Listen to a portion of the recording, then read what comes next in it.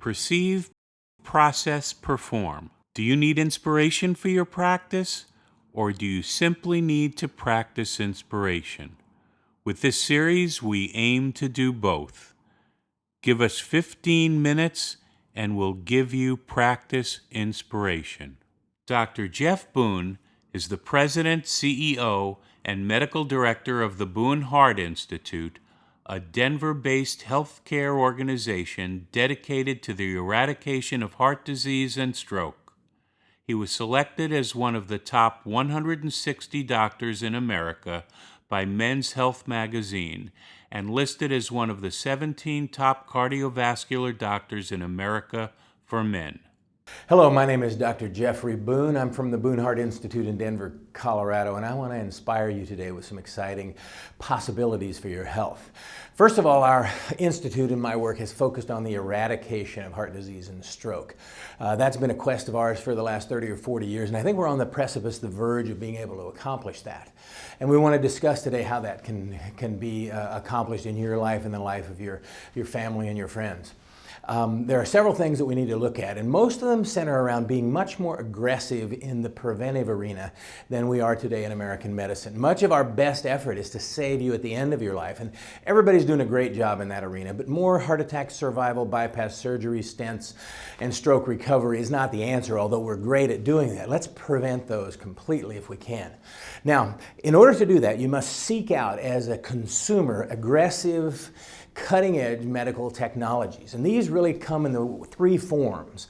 First of all, anatomically. I want to anatomically describe your disease early on in the process. And that regards early and aggressive atherosclerosis imaging. Imaging is very important, and that can be accomplished with a variety of ways, but we want to look inside your blood vessels. Now, how we do that often has evolved over the years from very bloody and painful techniques all the way to today's world where we can image those arteries. And there's 4 or 5 ways that the cardiovascular system gets into trouble.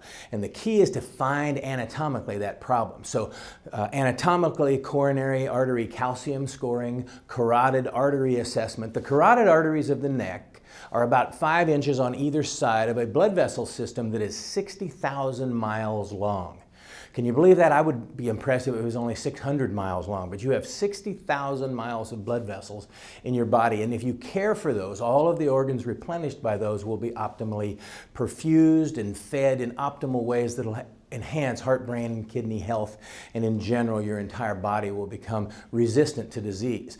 Looking for imaging techniques, very important. And then very important for you psychologically is to embrace your abnormalities. Too often, and especially us men are more guilty probably than women of doing this, we tend to deny or avoid or want to be told how great we are instead of embracing the abnormality.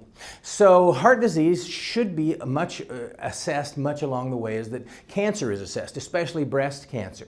If you find a small lesion in the breast, they don't say wait around until it gets big and then we'll treat it. They treat it aggressively, and early detection, very important. However, in the cardiovascular system, we'll find plaque in the arteries of the neck or a small coronary calcium score and ignore that or say that's minimally problematic. We need to embrace that aggressively with appropriate treatments. And often those are treating the things that may have built the plaque, which then moves us to the next phase of physiologic assessment. So anatomically, imaging the blood vessels and the heart is very important to seek out those modalities. And then physiologically, looking at the problems that might have created that. Shear stresses on the plaque, blood pressure, stress, clotting, inflammation, oxidation. There are many physiologic factors in that regard as well. So to look at heart attack prevention, then I might want to look at a blood vessel. The simplest one and the most accessible is the neck artery, which connects the brain and the heart. Once I have looked inside that blood vessel, I can see a variety of other issues that may be important.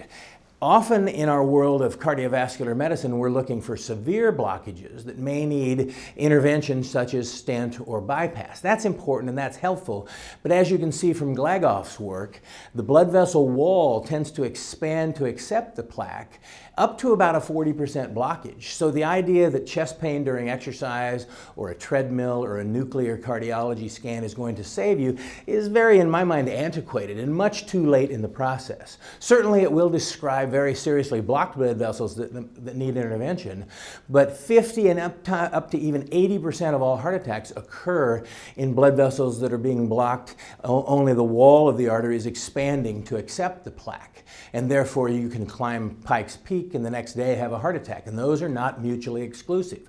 Most of the time the problem is plaque vulnerability and plaque rupture.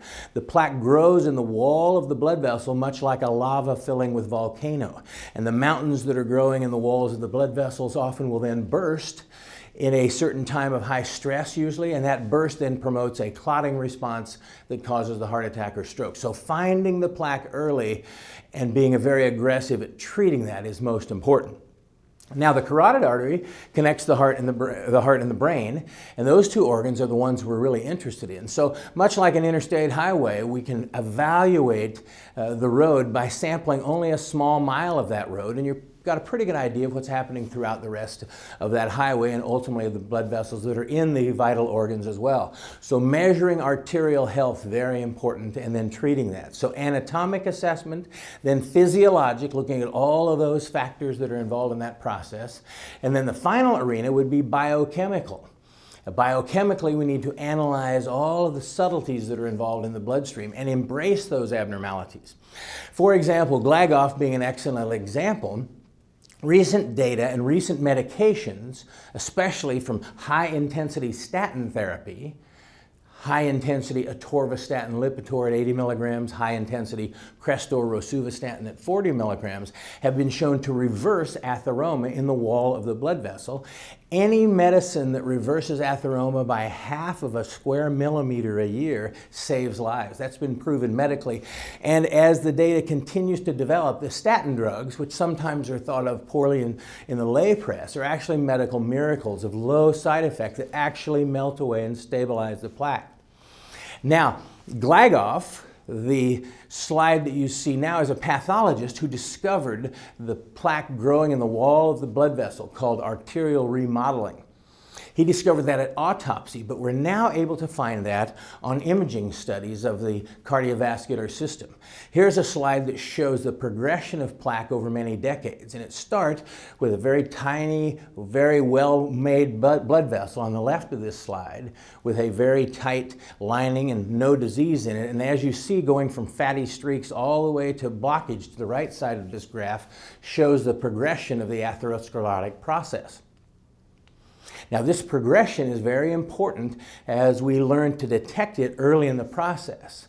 You see 4 or 5 banks over from the left, the beginning appearance of calcium in the arteries. That can be picked up by high-speed CAT scans. And even before that, the lining of the artery begins to thicken like the pavement of a highway.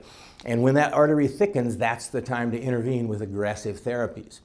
New data shows that the new PCSK9 inhibitors, which you all ought to be aware of, are injectable medicines, and those injectable medicines protect the cholesterol receptors by inhibiting something called PCSK9 that then destroys those receptors. It will lower further the cholesterol in the bloodstream, another 70% on top of what we're getting with maximal statin use. Now, all of that may seem like high science, but it has great practicality in your life because we found that all the way down to a cholesterol of 20, the plaque reverses. Yep, that's right. I said a cholesterol of 20. So as you are on the cutting edge of cardiovascular disease, having even more aggressive goals, reversing anatomically the plaque, and then physiologically controlling other variables. Even these PCSK9 inhibitors on top of maximal statin therapy will reverse the atheroma, or the plaque that you see across the bottom of this slide, by 10 times more than a statin over the next year or two. So that will be the future as you look at the cutting edge. I would consider that within 5 to 10 years, you will be getting an injection, a subcutaneous injection of a monoclonal antibody that will not only reverse cholesterol levels, but we're finding reversing atheroma as well, which then bodes well for the protection of the heart, brain, and kidney, and will be the next level of our ability to control heart attack and stroke. Then finally, how does that affect the brain? We've been unable to measure the brain in an effective way beyond just diagnostic testings. Often the MRIs and the CAT scans of brains don't look much different in the non-injured brain from normal all the way through Alzheimer's. But we're now with various quantitative EEG with evoked potentials, being able to measure brain speed, brain power, and actually improve that. UCLA and other universities, along with some mass multifactorial analysis of many studies, are showing that multifactorial interventions of all that we're talking about are the cornerstone to good brain health. So almost accidentally in our practice, we have found the protection of the aging brain combining and correlating almost perfectly with the protection of the artery. And I can measure on the screen the calcification of soft plaque and the reversal on CT angiography of atheroma and the improvement of carotid IMT, which is the layer of the artery that tells us the health of your arteries. I can measure improvements of all those. I can measure biochemical markers that are improving as well with C-reactive protein, LPPLA2, myeloperoxidase, and many other advanced inflammatory markers that you all ought to be seeking as well.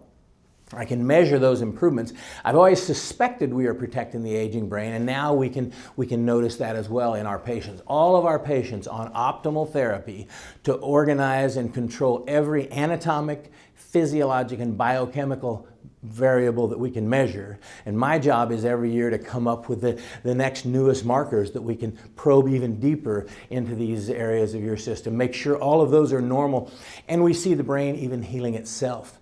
In the arena of strokes, we know that as a patient has a stroke, there are certain deficits of speech or swallowing or arm movement that will improve over the next year and a half as the brain heals from the stroke. So that tells us there are certain brain cells in this dead zone that are not yet dead, and they will come back to life as a stroke heals. So taking that to those of us who are healthy, there are many cells in our body, and the most important what we're talking about now are the brain cells that are hypofunctioning. They're functioning at only about 40% of their maximum capacity. But with appropriate nutrition, appropriate even medication, appropriate inflammation and oxidation control, clot control, blood flow control, we nourish those cells and bring them back to life. In working with WAVI and concussion recovery at the University of Colorado with football players, we see the brain healing itself after concussion in improvements in these evoked brain potentials. I began thinking, well, I'm not a concussed athlete, but I have an aging brain, as we all do.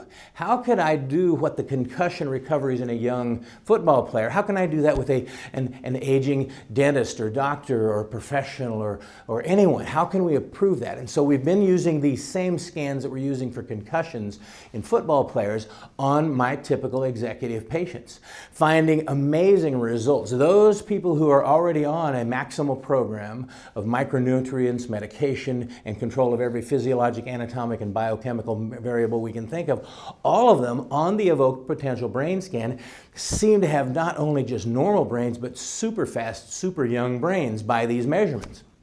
So then we can translate that into, could we then use aggressive therapies like this to protect the aging brain? And sure enough, we have found that. Now, most of my patients getting the QEEG, the WAVI evoked potential test, are already on the program Brains Look Good, but I've now got a series of at least 20 patients who had not been on the program of optimization of these variables and have had remarkable changes in brain speed, brain power, brain age. Most of this occurring as they're still brilliant physicians, brilliant dentists, as they are not complaining of anything. The best time to prevent dementia is 20 to 30 years earlier, and that's where this optimization process occurs. So very exciting time in this arena. Seek out aggressive assessment in the preventive cardiology world, and anatomic, physiologic, and biochemical improvements will occur, and then improve not only the plaque in the carotid artery, but the lining of the artery. The red is the blood, the green, the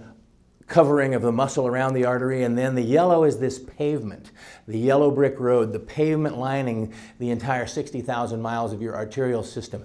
That to me is a window of an intersection of your age, sex, genetics, lifestyle, risks, physiologic optimization, and anatomic and biochemical optimization of your health will improve that layer, and that will lead to optimal heart, brain protection, not only in the heart disease and stroke arena, but perhaps in the aging brain moving all the way into the dementia world. So be aggressive, Define your genetics. The more relatives you have with trouble in this arena, with dementia, heart attacks, strokes, or other disease processes, the more aggressive and the earlier you need to get started. There's something called Lp(a) that's a genetic sticky cholesterol, very dangerous in cardiovascular system. You need to know about that. Even your kids need to know about, so you can be aggressive in protecting that. And all it might mean is that you need to take fish oil vitamins and an aspirin earlier than someone else. So define these variables very early and be aggressive in your approaches and be embracing of those abnormalities and not ignoring of those like some of us are tending to do. So very exciting time for the future. Look forward to speaking with you all again, and good luck with your health.